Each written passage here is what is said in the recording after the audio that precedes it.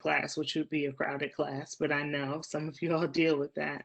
Um, then you could see if all 40 students had joined or if there were some people missing, which is helpful for you to be able to go back and make sure no one's having technical trouble, make sure everybody is attending, engaged, and participating. Um, what I want to point out next is actually at the bottom left corner of the presentation page right there in the teacher dashboard. It's the name of the student. And so the name of the student is important because as you scroll down, you'll see the names of all of your students in their work. So this particular slide was asking them to build a snow pear. So they had to use the drawing tools to decorate the pear as a snowman. And this is one of my students, Michelle Conti, and I can see her work. And if I scrolled through, then I would see the work of the other students as well. And speaking of scrolling through, if you move to the upper left-hand corner there are different viewing options, okay? So you can view by list, which is how it is currently displayed. You could view by grid. So if you just want to get a quick, like, did the person complete it? Like the content isn't as important as them giving effort in completing the activity, you might want to go by grid, and that will give you a thumbnail of each student's responses, and that might make it easy for you to grade as well, right? And there's another option called overlay. So overlay would allow you to put all of their work together. So if it was something where they had to maybe choose between one thing or another thing, like if you gave them the option of what is your favorite food or something, hamburgers or pizza, and you want to overlay all of their responses together to kind of gauge where the class was, you could do that with the overlay mode. And it's similar to what you'll see in the project view if you've used Pear Deck before. Projection view, yeah.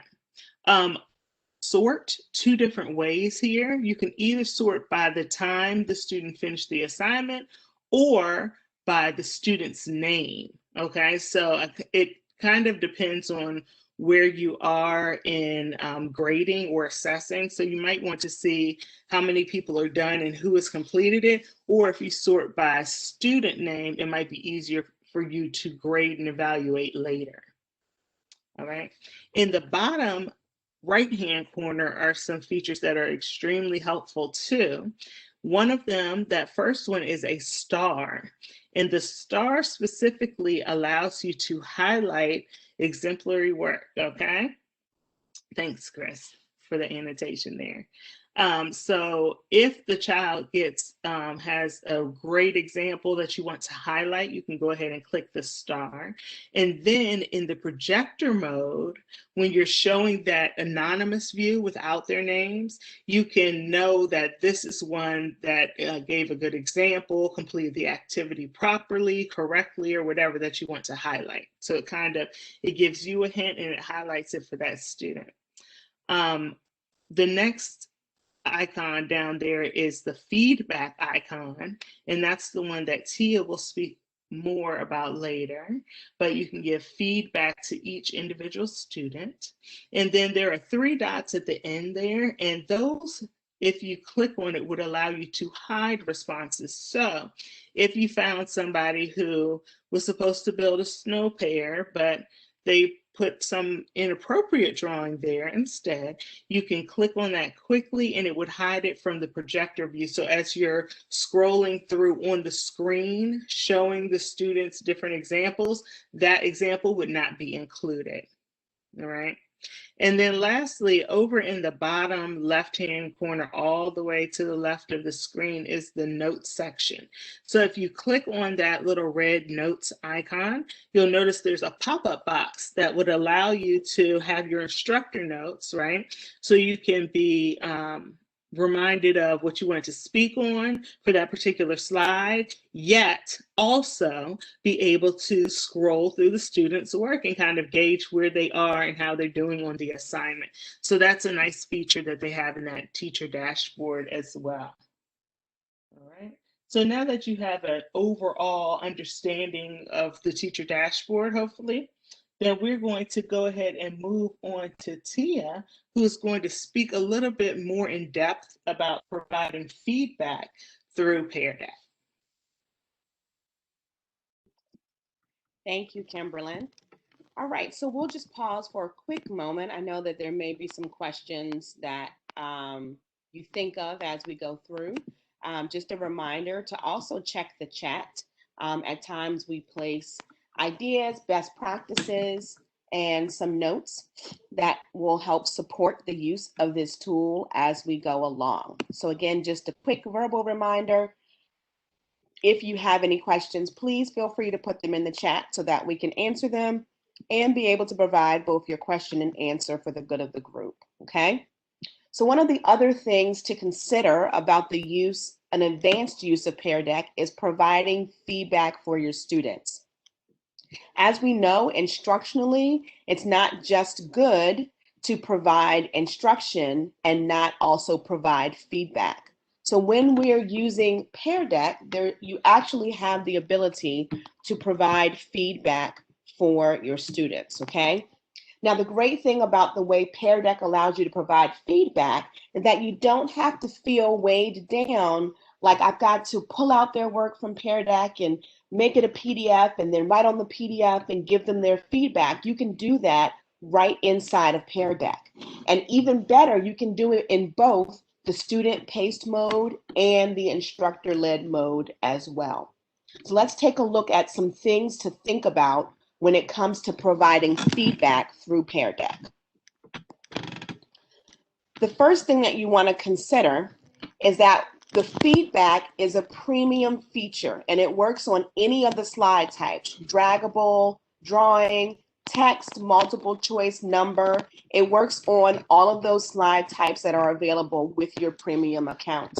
Because you are a Prince George's County Public School instructional staff member, you have access to a premium account.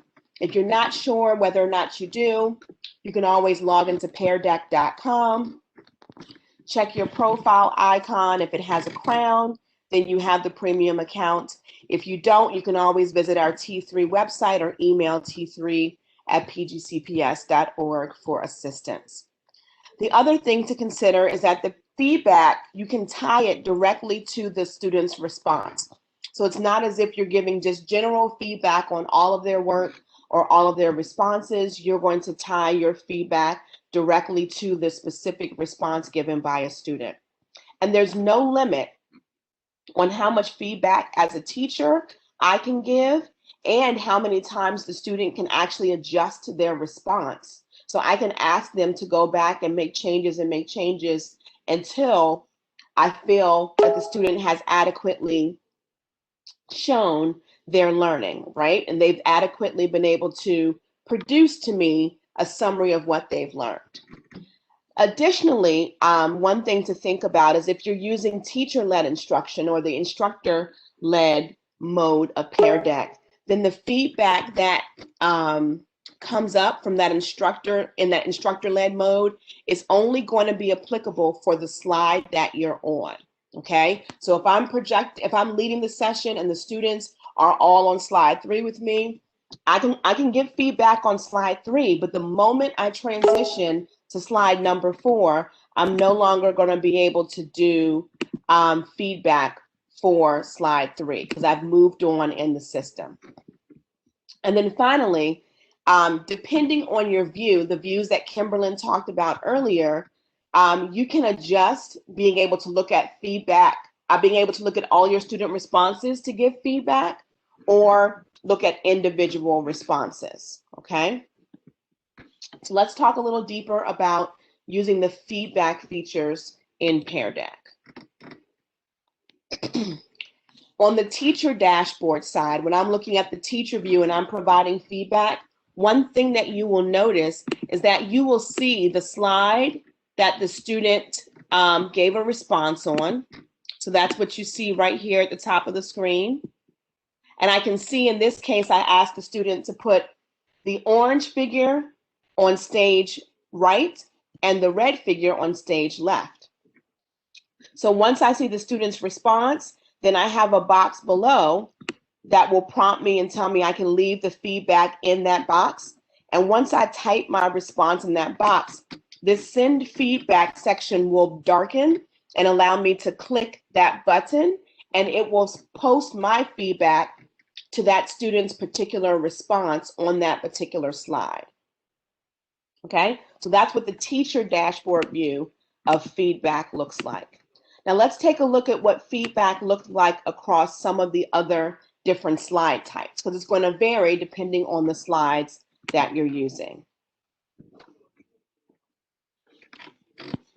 If I'm looking at a draggable slide, for instance, which was the example that I just gave, I can change the view. So in this case, I chose to do the list view. That way I can see each individual slide. And then once I choose the list view, I can look down here in the bottom right corner for that speech bubble icon, which will allow me to be able to type my response directly to that student, okay? And that was the previous screen that we looked at. So on a draggable slide, the icons will appear underneath the image of the slide that you're on. Let's take a look at a different type of slide to get feedback on. If I have a text slide in my Pear Deck presentation, perhaps I wanted them to give me, to type out their answer. I wanted them to give me some type of narrative or complete sentences. Then when I'm looking at it in that same list view, for example, I can see list view at the top. Now I can see each one of my students' responses in that list view. And if they're logged into Pear Deck, I will see their name instead of an anonymous animal. But then also for each particular response, I will see the section where I can add that feedback. And there's that speech bubble icon again that appears along with each response. All right, let's take a look at one more type.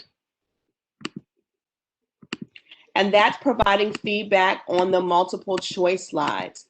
Perhaps maybe you gave your students a multiple choice slide inside of the Pear Deck presentation, and you want to be able to give feedback on the answers that they chose. Maybe they didn't choose the correct answer and you want to help guide them to understand why their answer is incorrect. So here in the multiple choice slide, I can see what choice was selected by each student. And then again, I can see that section for teacher response in the bottom, where, as Kimberlyn pointed out earlier, I can highlight that answer if I'm projecting this for the whole class. But more importantly, I can click on that speech bubble icon again to be able to provide that direct feedback for that specific student, okay? Now what I want to do is show you the student side and what the student would see if they received feedback from me as the teacher. For the student, once the teacher gives that feedback, the student will actually receive a notification icon in the bottom right corner of their screen. It's kind of hiding down here past my box. And then they will also see this notification dialog box that pops up that says you have new feedback. Now, in this case, just to give you some context, this was a student-paced activity. So the student was working on this on their own. It was not teacher-led, so they had the freedom to move through the slides as they needed to. And so once they finished, I, as the teacher, was able to go back in and provide that feedback, and they get a notification in the bottom right corner that tells them they have feedback to preview. When the students click on that dialog box that pops up, let's take a look at what it looks like on their side to read that feedback. Now, the most important thing to remember is the feedback is tied to that particular student response in that particular slide in the presentation. So here, the student answered the question. I see what their answer is, and then I'm also able to provide that feedback, and the student can read that. The student will see what they chose. They will see what I entered from the teacher. And then in order to move on and not have that icon that you see down here at the bottom right corner, that notification icon, the student will need to select right here, mark as read. Okay, that way the student will say, yes, that's my indication to the teacher. Yes, I have read your feedback. And then the student is free to go through and to make any adjustments as long as I haven't ended the session as they need to. Okay.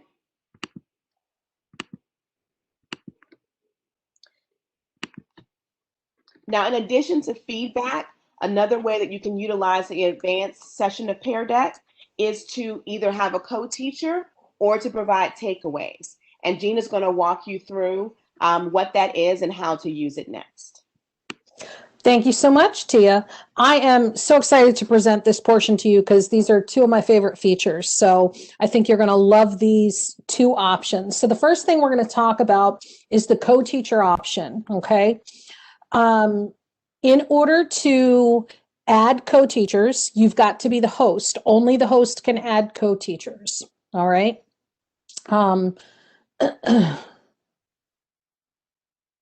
The co-teachers have something called the shared teacher dashboard. So after you go into your presentation, and we'll show you in just a minute what it looks like to add those co-teachers, each person is going to see the teacher dashboard for themselves, right? Now, there are some important notes that we'll talk about here for what that means, because you're all in the session live at the same time, and this provides some really cool benefits. So each teacher can look at the responses from the students in real time. Each teacher could switch from instructor paced or student paced. So if you're in the middle of the lesson and you see that students are struggling, you can say, you know what? Hey, let's switch over for a minute. And any of the teachers can do that, can make that change. Any of the teachers could insert a new prompt. I know sometimes when we're teaching on the fly and we just want to sort of, it's a little quiet out there, not a whole lot of questions, let's check in. Any of you can throw in a new prompt right in the middle of the session. You can highlight or hide answers on the projector view, and you can all provide feedback and comments to students using the feedback features that Tia showed us just a moment before. So each person is going to have access to the teacher tools or the dashboard to be able to do these things, okay?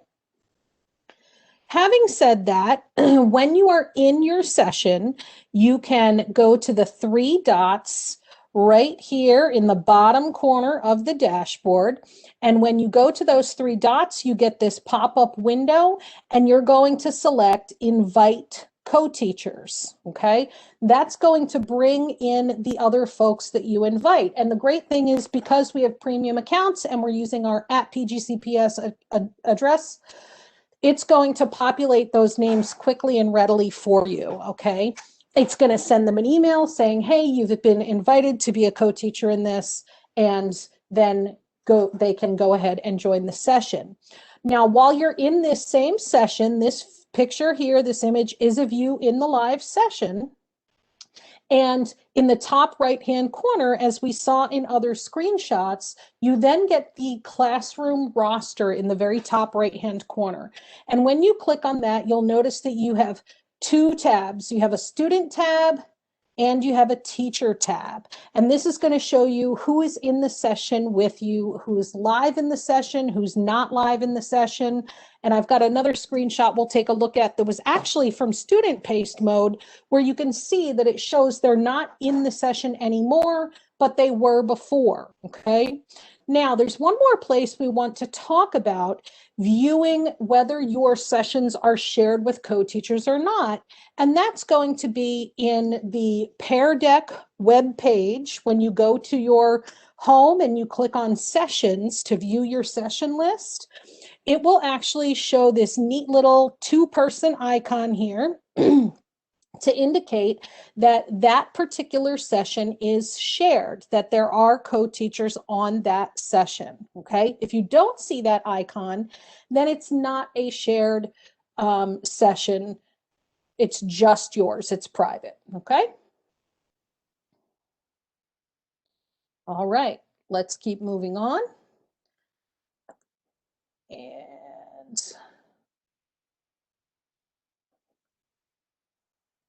okay. All right, so inside of the Pear deck, once you are in, we're going to point out 3 of the best features that there are these awesome ability to navigate forward and back, the ability to see the students working in real time and give them feedback in real time. All right. Now, one caveat about that, you do want to be careful with the idea that the folks that are in as co-teachers all have the dashboard. You can all click forward, you can all click to go back. If we're on slide 5 and I'm presenting on slide 5 and giving the information and asking the students to interact, and Chris says, oh, you know what? I think so-and-so had a misunderstanding on slide 3, and Chris clicks on slide 3 in his teacher dashboard, guess what's going to happen? We're all going to slide 3, okay? So wherever one teacher clicks in that dashboard, everyone's going to go. Important to note when you're in a teacher-led session that really you want to be clear about navigating one person at a time. So it's great for a situation like today where we're passing off, taking turns, who's presenting information. Since we're all in the dashboard, we can all navigate through our own portion of the lesson. But you want to be careful not to interrupt in the lesson. So what we have here is a quick little video. If we can go ahead and take a look at that video, we will see an example of what it looks like in the real lives to go ahead and navigate this. Okay, so you see in the top right-hand corner, you've got the class roster over there. When you click on that, that brings up our tabs.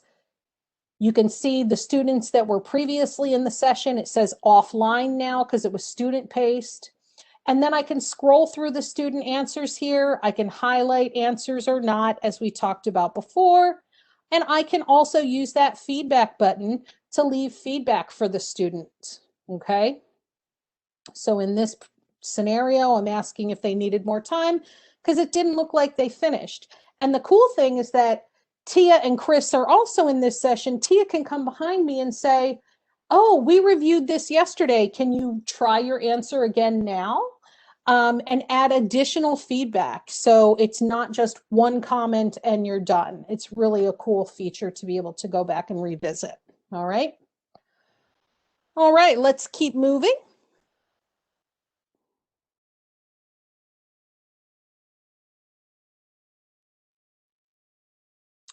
Let's talk about my other favorite feature, just because I think there's so many cool things you can do with these, the takeaways. If you have not been using takeaways, let me tell you, I hope to convince you tonight the value of these babies. Takeaways do something pretty cool. What it does is it creates a document that includes all of the slides from the presentation. It includes places for notes from the presentation.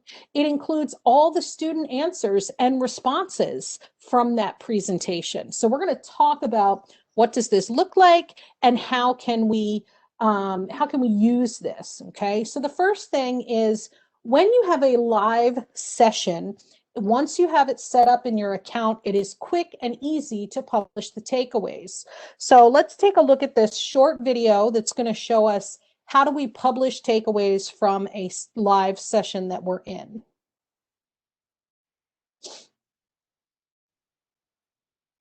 So we go to the 3 dots in the bottom corner and end the session. And when you end your session, it's going to ask for a name. So we're going to give it an appropriate name. And once we name it, you notice the publish student takeaways appeared underneath. We want to make sure that's checked. You click the button and now it is kicking into high gear and creating those individual documents for every single student, okay? And you can share them in classroom, but it's going to email the student in their email directly and say, hey, here's your takeaways from the session, okay? So you see that at the end of a session, it's quick and easy. Now, I know that in our classrooms, that's not always the way things happen. Sometimes it's a very short transition and we've got to switch quickly from one thing to another. Maybe you didn't end the session. Maybe you just clicked the X and moved on to the next thing, right? That happens. So in that session list from the web page, when you go to Pear Deck and you log in and you go to your session list, you'll see all of your sessions listed out here. And what you can do is find the session name that you want to publish the takeaways for and click the three dots all the way to the right-hand side for that session. When you do, you're going to get this pop-up box, and one of the options is going to be takeaways. All you'll need to do is click that takeaway button, and it will take you through the same process to publish the takeaways. Okay?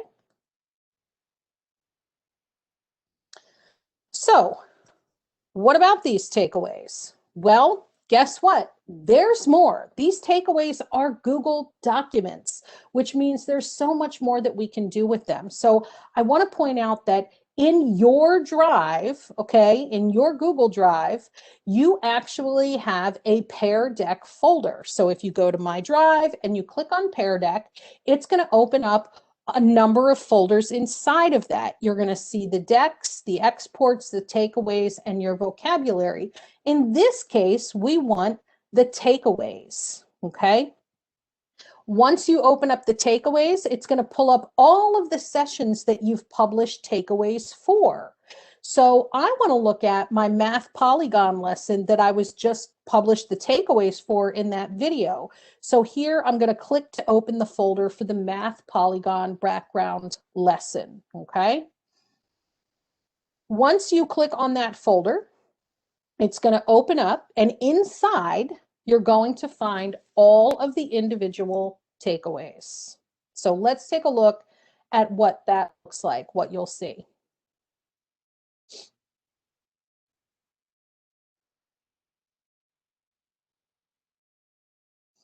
Here we see the very first one actually is a blank. And this is really cool. This is, you might wonder, well, why would I want a blank of the takeaway? A blank of the takeaway can be very, very useful. Number one, if you have a student that was absent, if you have a student that was added to just recently enrolled, right, and you want them to have access and get this material, you can easily go in and send them a copy of this file. It's very useful to have. You can also share a copy of this file with co-teachers. Maybe you've got a special educator who works with a few of your students. You can provide them a copy of this and say, here's the main lesson, the guided instruction that we did in class. You know, so-and-so may need some additional support. Here's what we did. Here's what we have. You could also share Christopher's copy with that teacher and say, hey, here's Christopher's copy. You can see what his responses are. You can help give him the support he needs. So for each of these are just Google Docs. You go ahead and double click on any one of them to open them. Let's take a peek inside.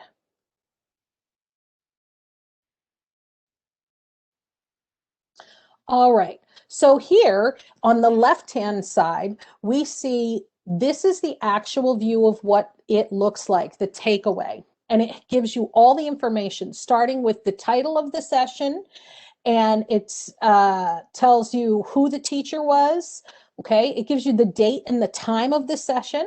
And then under part one, it says summary. I love this.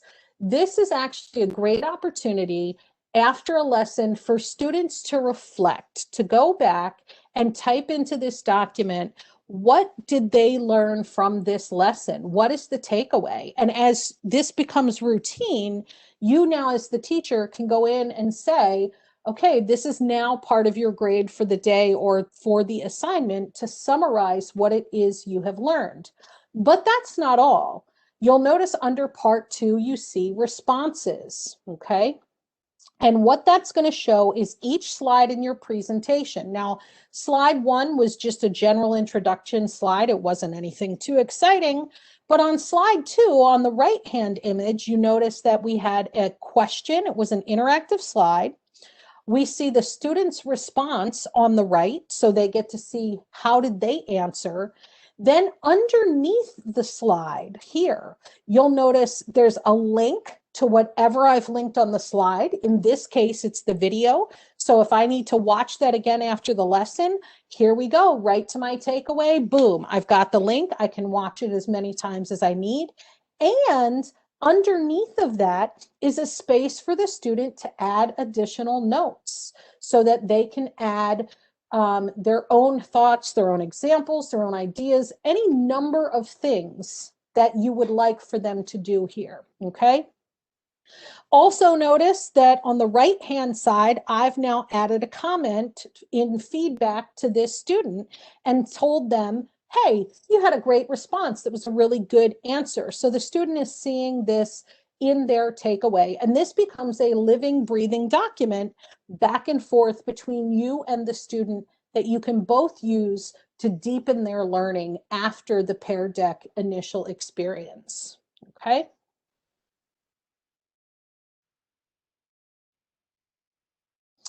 So just a few ideas. When you get this slide, when you get this presentation, this image here is clickable. You can click it and it will open up this exact thing that you see here, the takeaway from this session. In addition to seeing work that students have added or leaving comments, you can also look at the version history to see the changes over time that the student has made to the work. You can use takeaways for study guides or review guides. This is a great way to pull together the things that they've done and revisit them and use them to get ready for an assessment, okay? You can also have them share, because they're a Google Doc, they can share with their peers for feedback or discussion. Share and talk about, well, what did you struggle with? I see you got this one wrong. Talking about giving each other feedback, explaining in another way that might help make sense to them. So I really love the takeaways. I love the co-teacher feature, but I love the takeaways even more because I feel like there's so much that I can do with these with my students. All right.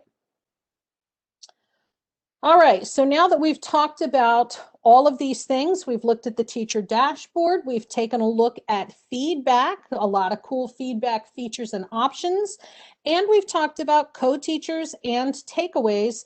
We are going to pause just a moment to check in with you and see if there are any questions or anything you'd like to see again, anything you'd like to go over again to make sure that it's solidified in your mind.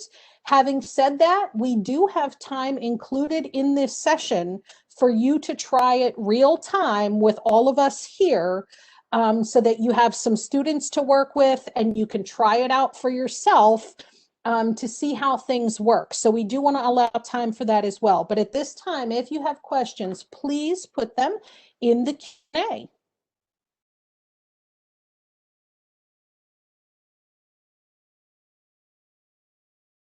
All right, I'm just scanning the Q&A for any questions that may have come through.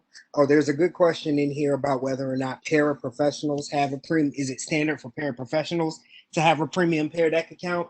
So basically what Pear Deck has done is called whitelist our domain. So if you're logged in to Pear Deck with a PGCPS email address, it's going to take you to the premium features. So please make sure that you log in with a PGCPS email address in order to get that active information. Pear Deck does also have a free version. So if you log in and you happen to be logged into like a private account or something of that nature, then you will not necessarily be taken to your premium account, which has a bunch of these features. So you do want to make sure that you're logged in that way.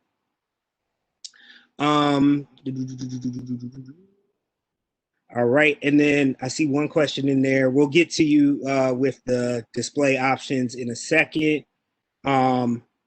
put a comment in after I end this session. If you put a comment, if someone asks if you put a comment in at the end of the session, will the student see it again if you reopen the session? So if you're talking about placing a comment on the takeaways, the students can see that at any time. It does not have to include, it doesn't have to be during an active session, whether instructor pace or student pace. The takeaways, once you publish those, are saved to your and the student's Google Drive, so you can add comments at any time, whether you're in a session or not. And Chris, I'm just going to suggest if we could just briefly go to the Pear Deck website. There's a couple of questions that I think are really good that people may have missed from the first session, or, you know, they just haven't come across it yet. But if you log in, can we go to settings to make sure that they see the option for Gmail, making sure that students are logging in through Gmail, and making sure that students are, that takeaways are set as an option. So you can see Chris is going to take us through that. Thank you, Chris. Yep. We're right here on the Pear Deck site. All I did was link up to, came to Pear Deck, logged in with my PGCPS email address. You can see that there's a little crown on my icon up here, which indicates that I am using my premium account. Then I'm going to come over and click my account and click settings. What that's going to do is take me to turn on or off various settings that are here. All right, so for example, classroom climate, the immersive reader. If you have students who need assistance with that, you'll want to toggle that on. Google Classroom connection and enabling push notifications are here as well. And if you're finding that you're not getting the takeaway option at the end of your session and you're sure you're logged in with your premium account, you want to come in and turn on the takeaways option on the settings panel. All right, so you want to make sure that that information is there. You'll also want to ensure that you're requiring student logins and ensuring that that is turned on. Now, it is turned on for our district by default, but if for some reason you got in here and turned it off or something happened, excuse me, so if something happened, you do want to make sure that you turn that switch on or off. All right, so you want to make sure that that is on. That is what's going to allow you to get takeaways and responses that are attached to various students. All right, so if you have this option turned off, you're not going to get the responses for individual students. They'll get that random animal attached to them and you don't know who's answering what. So you do want to make sure that is turned on. A couple more questions just before we get through. Yes, Chris, the other thing while you're there, if you could please show, in the top left-hand corner is the session tab. We've had quite a few questions about how to access this and where to get back to things. Yes, so the sessions tab, when you come up to the left, if you happen to close something out and you want to reopen it, you click sessions here to the top left. You can see that I have various sessions over the course of time that have been open and closed. If I want to reopen a session, I can click the three dots. And then like this session I have right now that apparently is still active. So I'm going to click in session to end that. But I have the option, as you can see, to reopen the session. I can rename the session, archive it. If I want the takeaways and I did not initially publish them, I can publish them by adding or clicking the takeaways option here as well. Or I can export responses to a spreadsheet for various data as I would like. All right, so as you can see, I didn't end several of my sessions that I should have ended, but all of that information is there for you. If you have sessions that you've archived, you can also click the archive tab to get back over to these various sessions. I do want to address one question that someone is asking. I wanted to be able to show this and display it, but I want to make sure that you understand we do see your question and we are answering it. You will not see feedback on certain sessions, on certain slides, unless there is at least one student added. So if you have an activity slide, you're not going to have anyone to give feedback to if there is no student in your class. So you are not going to see the feedback option. However, you will see the co-teacher option and other options that are there within an active session. Yes, you can reopen a session at any time. I did see that other question jump in.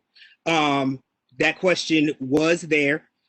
So if I want to reopen a closed session, like let's say, for example, I had someone back in my November 10th session back here, I can come click on the three dots under my sessions tab and click reopen session, and that will do it. You do not need to save the session. It is automatically saved to your Pear Deck account. So when you come to the Pear Deck site, all of your sessions will automatically be listed here, whether they are open or closed. We don't have an answer on exactly how far back it goes, but as you can see right now, I have sessions all the way back to June and still more that I did not end. But I can open or reclose any of those sessions from this point. So it's not anything that you necessarily need to excuse me, that you need to save, like the old school hitting the save button. It's automatically done. You just want to come to your sessions tab to reopen it if necessary. All right. Can I be a co-teacher in a Zoom breakout room doing the same Pear Deck as the main teacher in the main Zoom?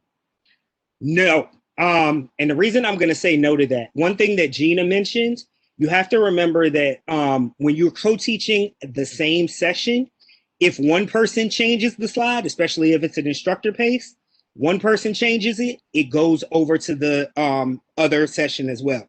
So you would need to create two separate sessions if you wanted to be in one breakout room holding a session and you needed to hold another session as well.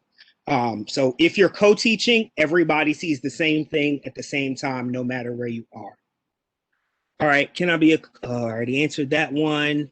I thought I saw another jump up here. Right after the session, where can you see the sessions again? You'll come to the Pear Deck website. I'll show you how to get there. So I just searched for Pear Deck, or you could bookmark this, but you're gonna go to Pear Deck, peardeck.com. You'll click that. You're gonna choose the teacher login.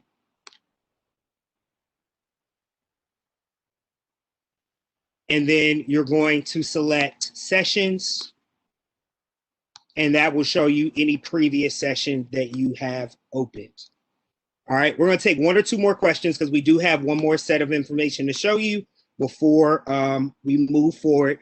Google Meet breakout rooms, it works the same way. If you're in a breakout room, still if you have a co-teacher, does not make a difference. You have to be on two separate sessions, otherwise everybody sees the same thing at every time. All right, if you're doing a co-taught session. Now you can make a copy of another Google slide presentation and conduct the sessions individually. But if you want to co-teach, you've got to be in the same place because it will go through all at the same time.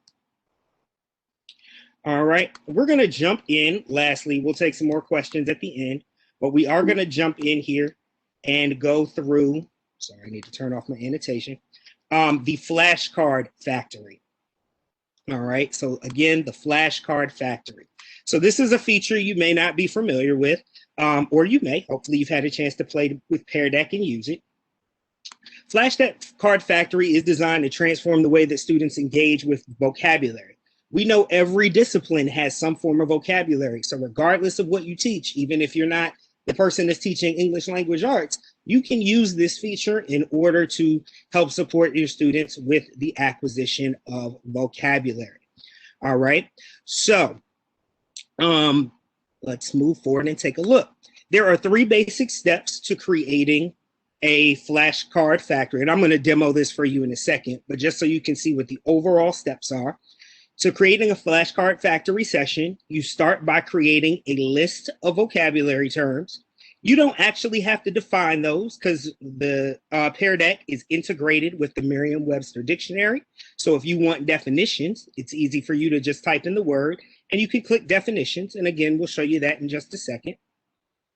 What happens once you're done creating your lists, which you also have the ability to import and export, you can start the Flashcard Factory session, which will divide it into pairs, or you can have them do it on their own, and they'll work together to create flashcards, including the definition, an image, as well as a example of that particular vocabulary term. All right. Now, lastly, the students you'll have the opportunity to quote unquote quality control the flashcards that they do create, and then you can release them to the entire class. Now, I know that was a whole lot, so I want to show you how that actually works. So I'm going to come over here to the Pear Deck site. Again, I'm just at peardeck.com like I was before. I'm going to come here to the right side, all right, and I'm going to select Pear Deck Vocabulary, create a vocabulary list. All right, it's going to take a second to load for me. And then I'm going to come to this blank page where I have Pear Deck Vocabulary, all right, where I'm going to enter my list. Now, I do have the option to import from a list. So if I type the vocabulary list into a Word document or so forth, I could copy and paste those here to the import, all right? Or I can type my words. So I'm going to come here. I'm just going to do a quick list. And so, for example, I've used the word anticipate. Maybe I don't remember the definition. I can click definitions, and you'll notice that the definitions along with their parts of speech do pop up. And I can see here that I have 3 more definitions. So it does give you the multiple definitions of a word in case you're trying to use certain contexts. When I want to add another one, I'm just going to go to a new. I'm going to click add another term, and then I just enter a new term. All right, I want the definition again, so I'm going to click definitions, and I am going to click, I don't want the brass one, so I will use to face with defiance or impudence. All right, I could put that there, and I could just keep going. You do want to keep in mind as you're creating these words, though, that students are going to have to interact with them. So it's not a good idea to try to put 20 or 30 words in the session, because then they're not going to have enough class time to interact with them. So I'm just going to use our 2 words for right now. All right, I'm happy with my list and my definitions. So I'm going to come up here and I'm going to click the Play Flashcard Factory button.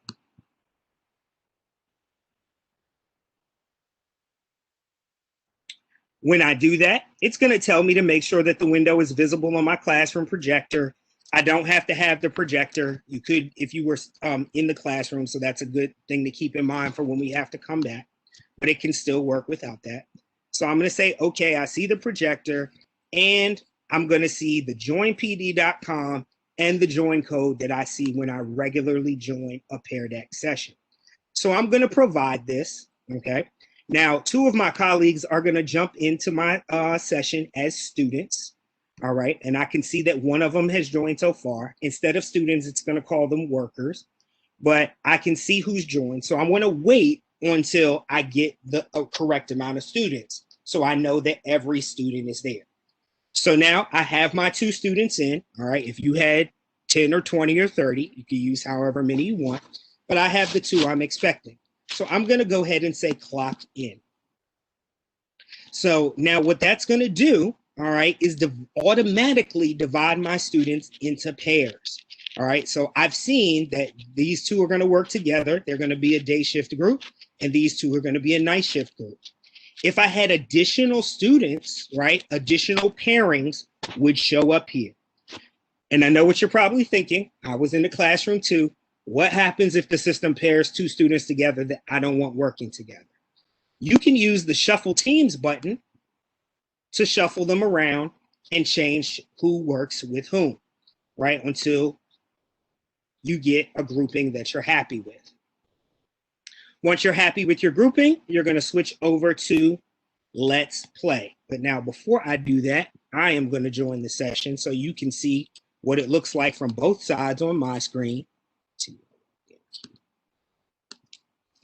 All right, so I just enter like a student would usually.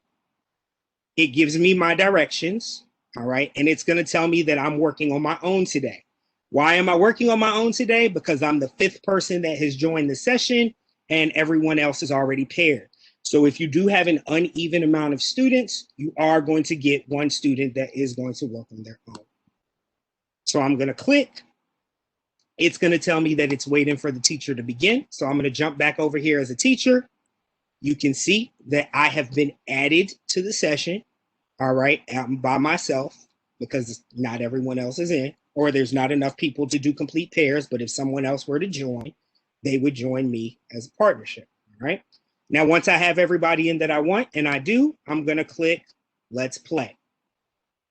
I'm gonna see my words pop up here, and on the student side, notice that I'm here by myself, it's gonna ask me to draw an example of what brazen means, okay? So please forgive me, I have zero artistic skill when it comes to drawing, all right? But maybe I wanna draw like a little face here.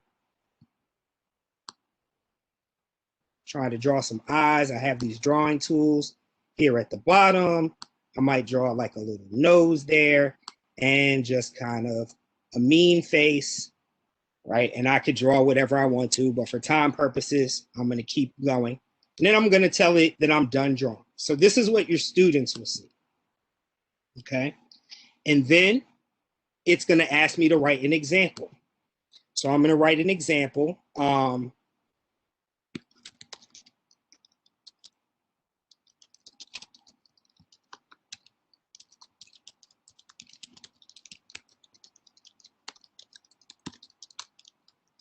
All right, I just type in a sentence, okay?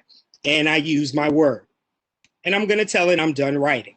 Now, if I was working with a pair, it's not gonna allow me to move on until my partner has done their drawing or has done their writing, okay? One or the other. And each student gets the opportunity to draw. When they move to the next term, another student gets the opportunity to write, okay? So as a pair, or this is me by myself, if I'm happy, I can click looks good, ship it. If I'm not, I can click edit the drawing or edit the text to make the changes that I want.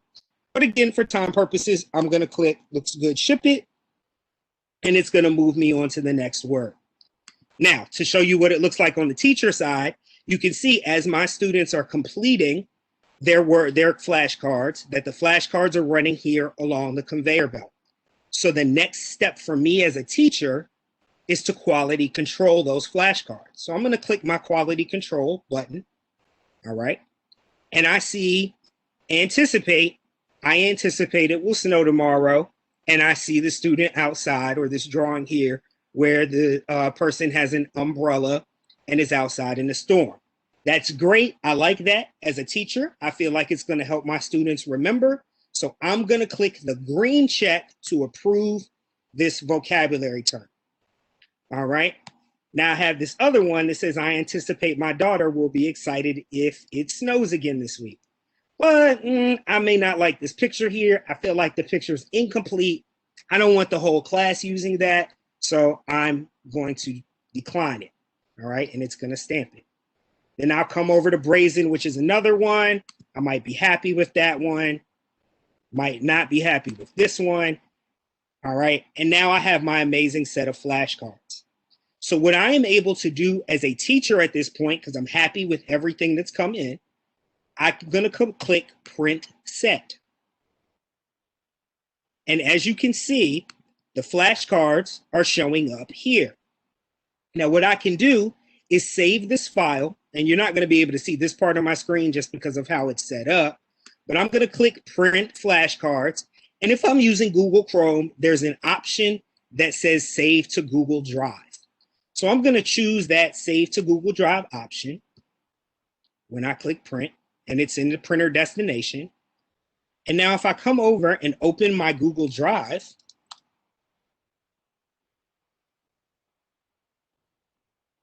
takes a second. My computer's running a little slowly today. I can see that my flashcards have shown up here in a document. All right, so it's taking a second to load, but I have my flashcards.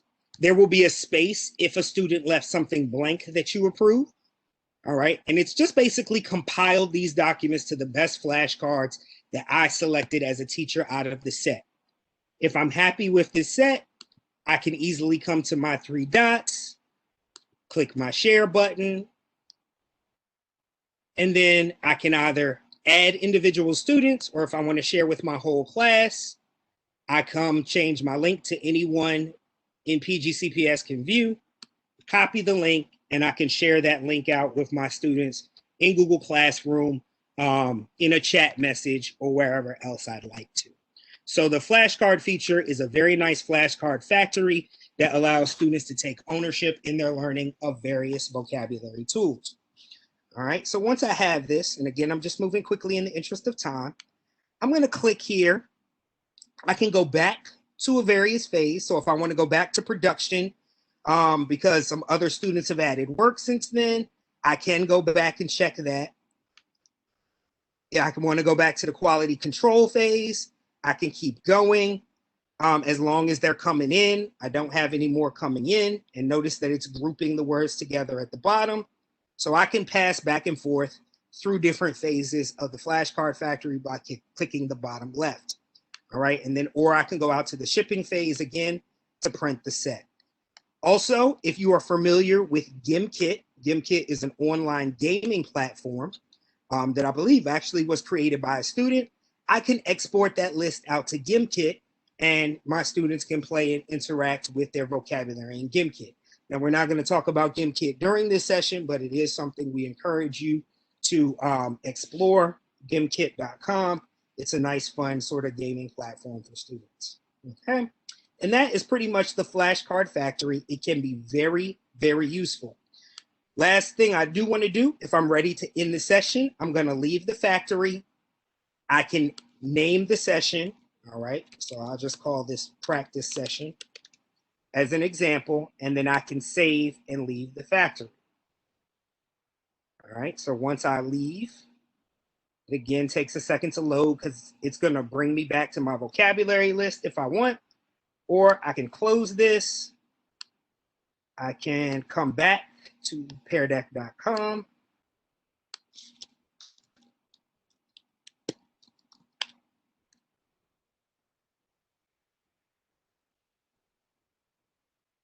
Log in again, just like I had before. And I can come to my sessions. And now notice automatically, you're going to see it load in a second. My session, there it is right there, is saved to my sessions list. So if I need to come back because maybe I had a student miss class, or someone was out, or I forgot something, I can always come back, click my three dots, rename the session, or archive it. And remember, because I saved my vocabulary list in my Google Drive, I can always go back to that and share that link with students. So that is the flashcard factory.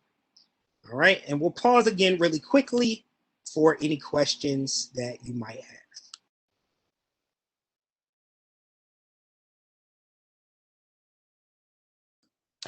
Chris, there's a question that's just come up about using Flashcard Factory before, and they had some words that had 3 examples. So I just want to explain that.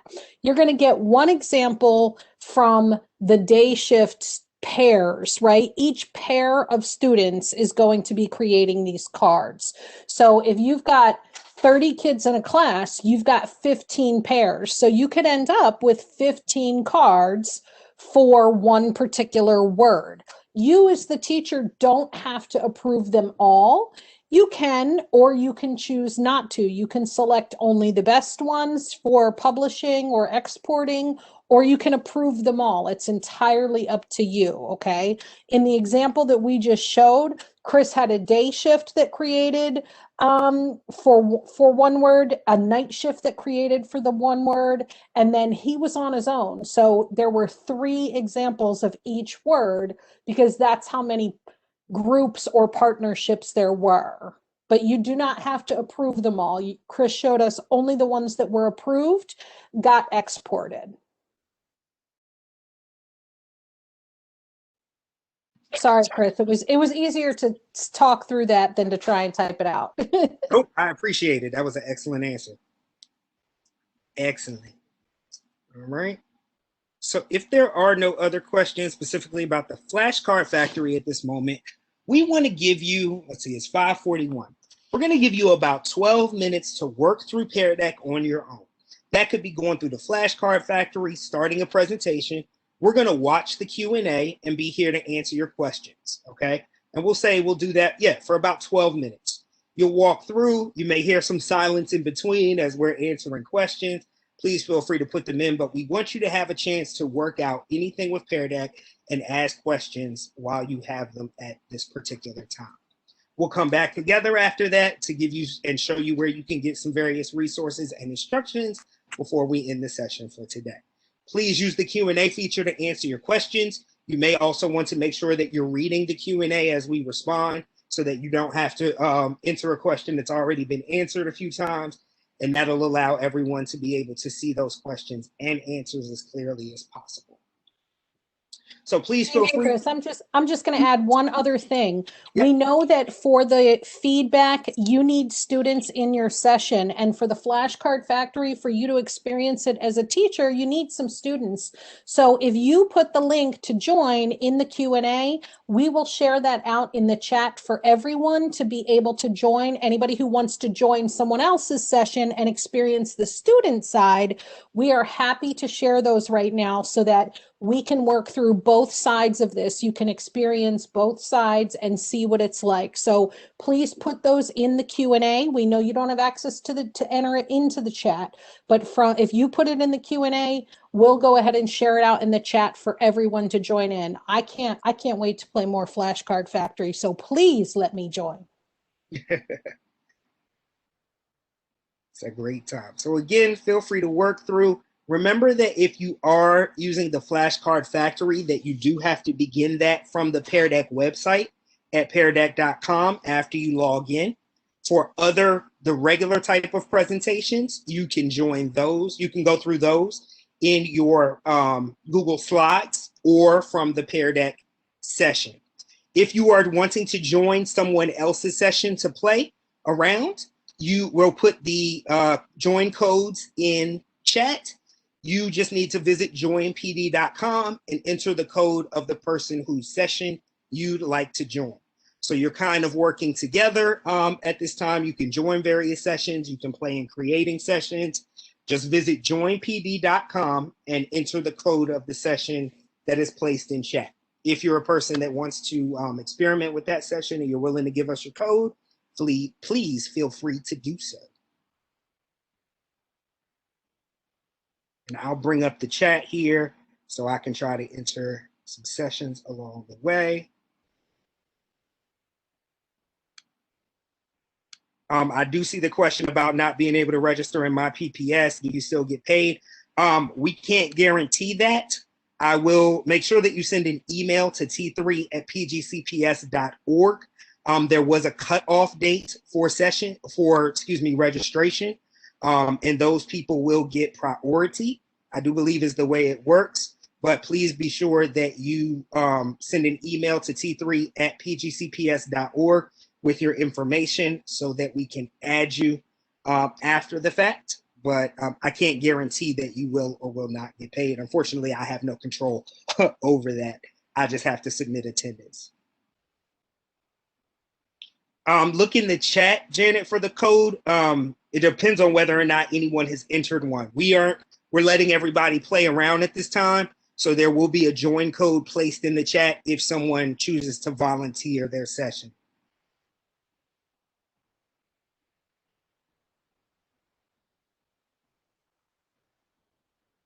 If you are having trouble finding the chat, please locate the three dots at the bottom of your screen. A chat option should appear. Looks like a little chat bubble so that you are able to see the chat and know whose code was entered.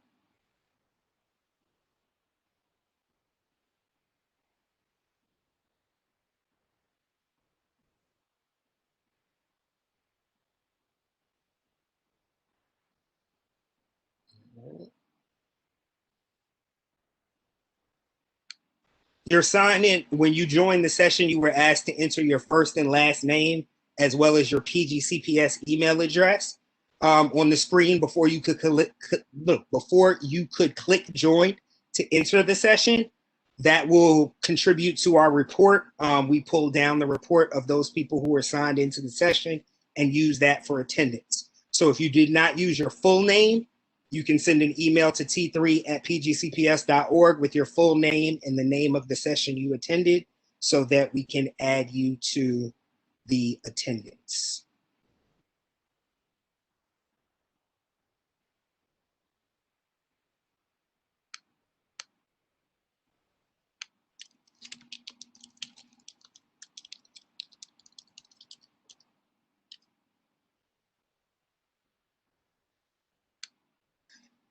You could be, or you could be working on your own. So I see there's a question that says we're joining the Pear Deck. We're leaving it up to you for the next few minutes. You could be working on your own to work through some of the steps and ask questions, or if you want to join someone who has volunteered their Pear Deck presentation. I see that we have Albert who has volunteered his join code. If you'd like to join his session as a student, that information is in the chat, but we're leaving it open for you to sort of experiment on your own and ask any questions that you may have. So if there's something, you know, you attended the first Pear Deck session and you wanted us to show something again, or something that you've experienced that you're having trouble with when you've tried to do Pear Deck sessions on your own, now's a great time to ask and work through that, and while we are here to provide that guidance.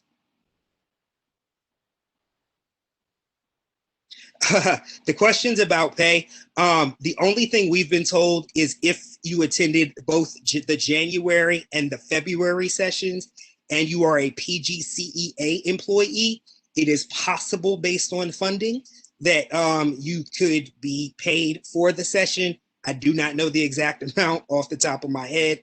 My kind of responsibility that stops after I submit attendance. But I know for a fact that you did have to attend the full January session as well.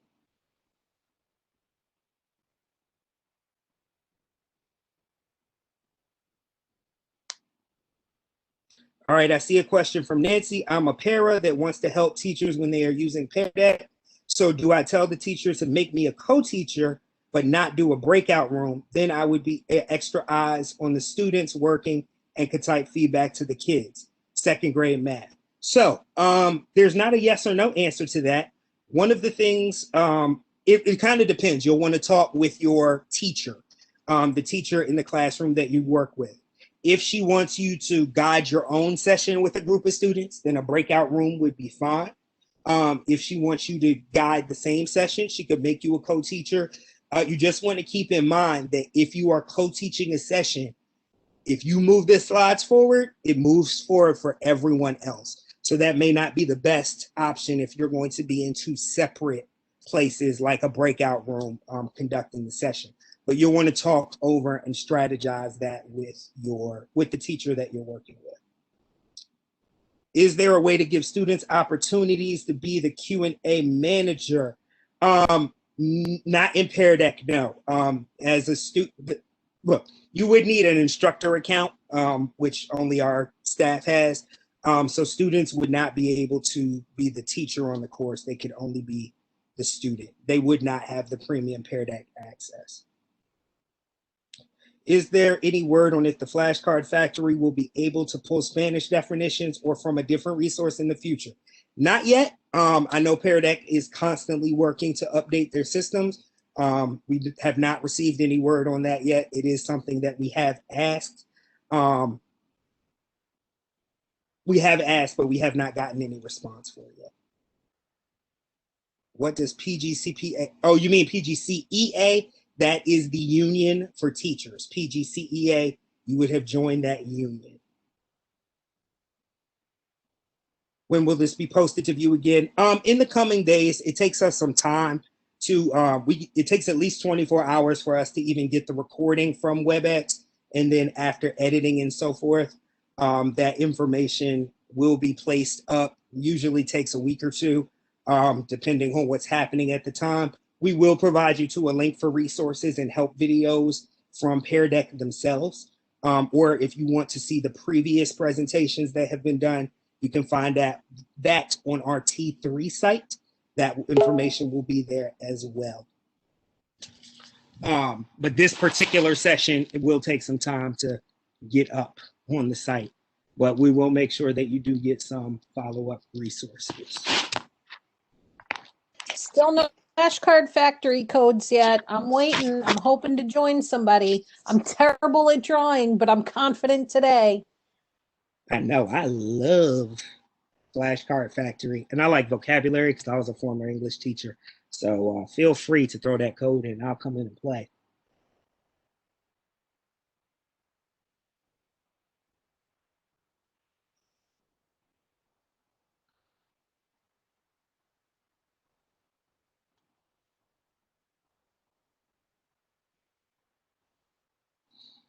All right, so we're going to give you just in about another minute or two to play around. Again, feel free to come back in and use the Q&A if you would like to. All right, come back in and use the Q&A to ask any questions that you might have. We're answering them as fast as we can get them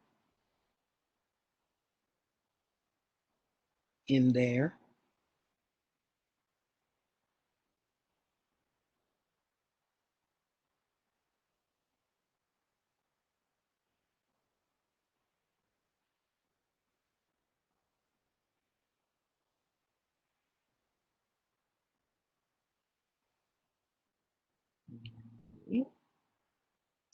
All right, so you're going to want to start to close up and come on back. We want to go through some final resources and be able to take some final questions. So I'll give you about a minute to go ahead and close in your session, whatever sessions you may have created, or if you're participating in somebody else's session, go ahead and start to wrap that up, and then we'll go through some final information before we let you go for the evening.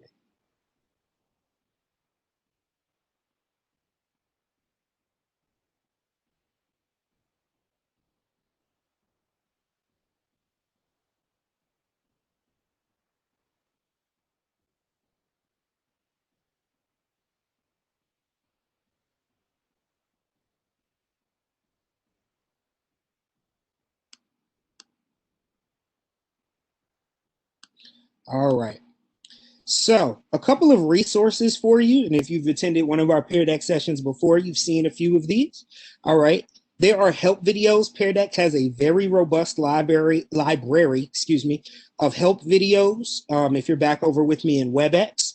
And when you get this presentation, you'll be able to click on it. And we also have this posted to our T3 site.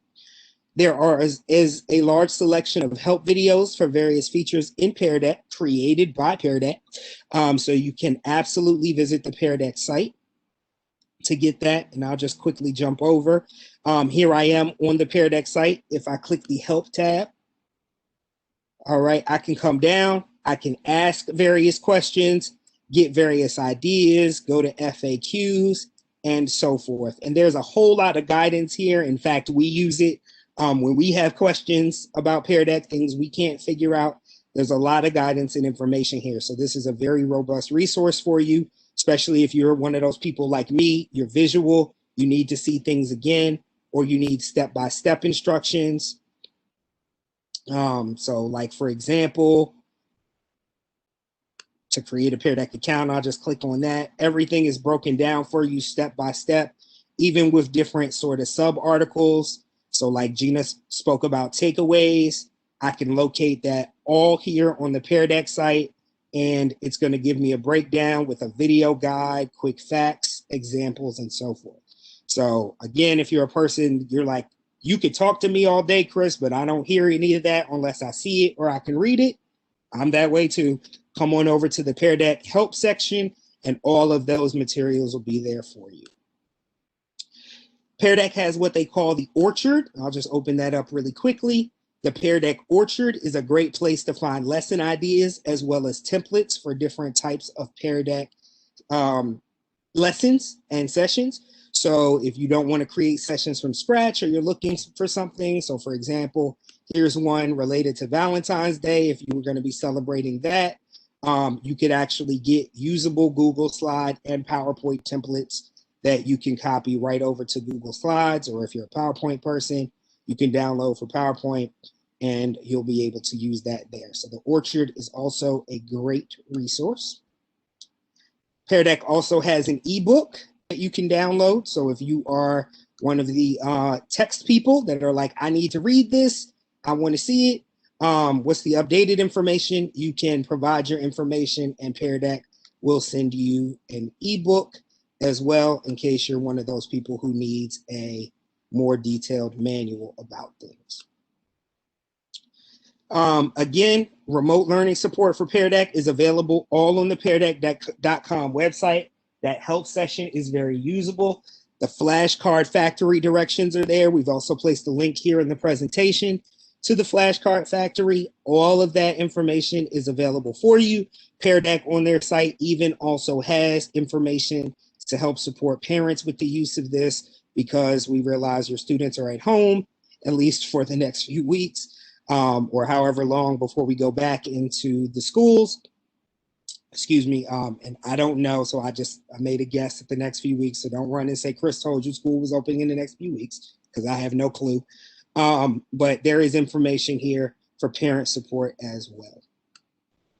All right, and lastly, every school has a T3 trainer who can assist you with the use of Pear Deck.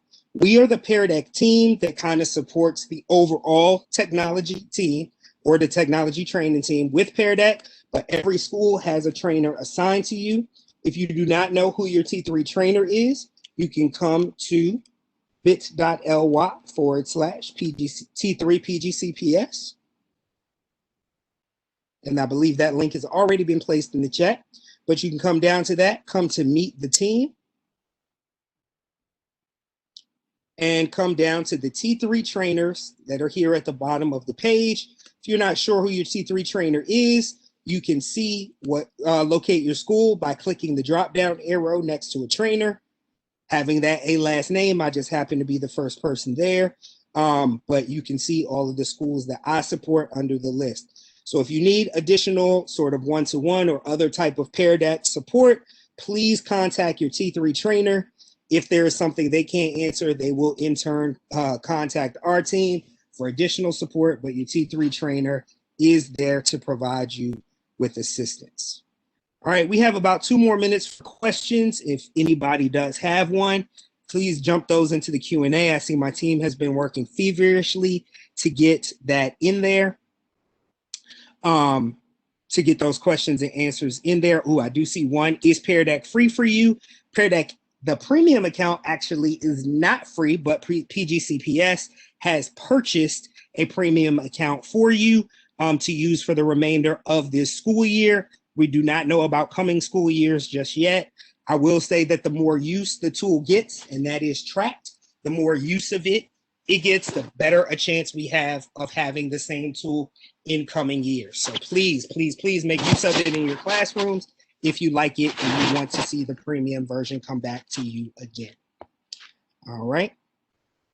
Can we use PD? Yes, you can use Pear Deck on Google Meet and Zoom.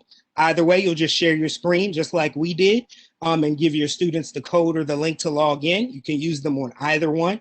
If you want to do an instructor session, if you want to do a student pay session, you could also provide them with the link for that as well. But yes, this can be used with Google Meet and with Zoom. All right. Can you convert word work to Pear Deck? No, not particularly, because it's not designed for Word. It's designed for slides. You can use Pear Deck with PowerPoint, not Microsoft Word though. So you can use it with PowerPoint. There's workarounds where you could take an image of a document if you wanted students to fill out a document, and place those on onto a slide. That may be more work than it's worth. But if you need any assistance with that, I'd suggest contacting the T3 trainer for your school who can provide you additional support with that. All right, we thank you for your attendance this evening. We're going to end the session in just about 30 seconds. Please feel free to email your T3 trainer or one of the emails you see on the screen if you do have any questions. If, again, you did not log in to the session with your full name, please send an email to t3@pgcps.org. Please do not send the email to me or any of the other trainers with attendance. We need to keep that in a specific place. So please send the email to t3@pgcps.org. And when we do attendance within the coming days, we'll make sure that your information is added if you attended the session, the full session. All right, thank you, and have a great evening. Please stay safe.